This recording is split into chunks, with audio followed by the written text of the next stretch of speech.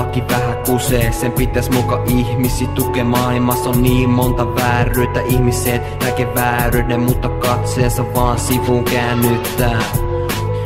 Syyllisyyden syytön tote ei täs näin pitänyt käydä. Nyt on aikani täytään. Miten nyt näytän, etten ole sitä mitä tuomarin sanat näyttää. Syyttömiä ihmisiä tuomitaan, niiden ansaitsema aika niiltä kuolitaan. Ja pikkasen pois kuoritaan, okei laki on aina oikeessa ja siitä ei voi poiketa. Se pitää asiat kunnossa, ettei kaikkia lois kriminaaleista tungosta. Ja ettei kaikkien pidä pitää oveansa turvalukossa.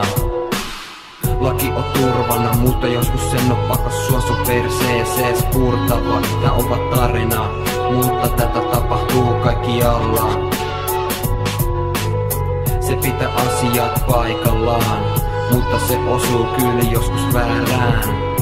Ja sit on väärä päämääränä. Jos joku tulee puukolla huito keskellä pimeintä puistoa, niin kyllä sun pitää ittees puolustaa. Mut sä saat siitä syyttees, jos nyrkkejäs alat nostaa.